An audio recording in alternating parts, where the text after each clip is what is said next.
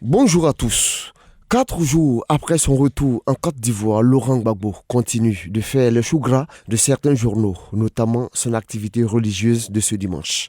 Dans ce sens, l'Inter écrit que la messe d'action de grâce de ce dimanche à la cathédrale Saint-Paul d'Abidjan-Plateau a été célébrée en présence d'un invité spécial, Laurent Gbagbo. Et vêtu d'une chemise blanche, d'un pantalon noir et d'un masque au visage, il y est allé remercier le Seigneur pour sa grâce et se confier à lui pour ses actions futures, d'après ses proches cités par le journal. Et prenant la parole, l'archevêque métropolitain d'Abidjan, cardinal Jean-Pierre Coutois, a indiqué que le président Gbagbo a été baptisé catholique, mais dans son cheminement, à un moment donné, il a quitté pour se faire évangélique. Et après ce petit tour chez les évangéliques, il s'est dit « Non, je reviens de la religion dans laquelle j'ai été baptisé », termine l'Inter. Notre Voix apprend que 3 jours après son retour au pays, Gbagbo redevient chrétien catholique, expliquant que le cardinal lui a remis un chapelet en disant ainsi le confier à la Vierge Marie pour qu'elle l'accompagne dans le train de la réconciliation jusqu'à la gare de la paix. Et Notre Voix conclut ajoutant que il y a une semaine, Blé Goudé aussi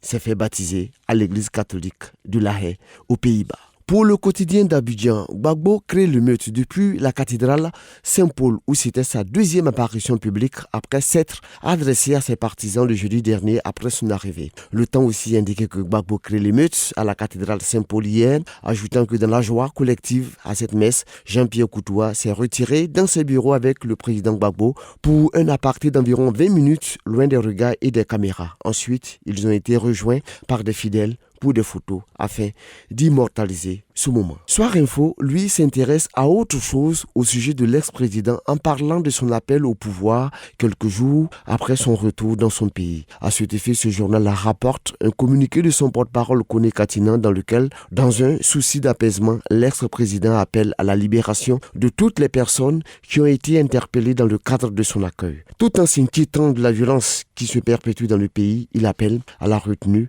pour donner enfin une chance à la réconciliation de prospérer pour que la paix s'installe définitivement dans le pays, conclut Soir Info. Toujours se référant au communiqué de son porte-parole, le Nouveau Réveil, qui écrit que Gbagbo s'excuse et remercie les Ivoiriens, dit qu'il remercie tout particulièrement la jeunesse ivoirienne, sa composante, qui s'est mobilisée à vaincre l'adversité afin de rendre possible son accueil enthousiaste, payant parfois le prix lourd illustré par des blessures graves causées par une violence brutale que rien ne justifiait. Dans ce même tempo, le quotidien d'Abidjan écrit dans un éditorial que le retour de Gbagbo a une vertu thérapeutique, car c'est un ouf de soulagement pour ses partisans, pour les militants du Front populaire ivoirien, pour les Ivoiriens et pour toute l'Afrique. Et l'Inter, parlant de ce qu'il qualifie d'absence du gouvernement à l'accueil de Gbagbo, rapporte ses explications du ministre Kakabe. Le plus dur commence maintenant. C'est-à-dire que selon le ministre, s'il n'y a pas de gens qui voient clair pour aider à faire avancer, on va retomber dans le passé et nous battre. C'est cela, dit-il, sa préoccupation. Après avoir indiqué qu'il fallait que Gbagbo vienne,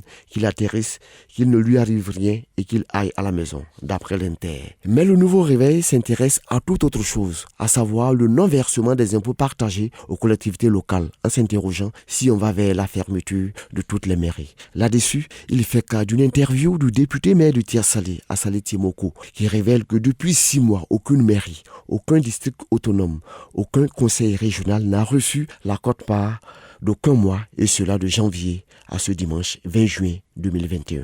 Merci. Radio de la Paix. Se parler, s'écouter, se comprendre.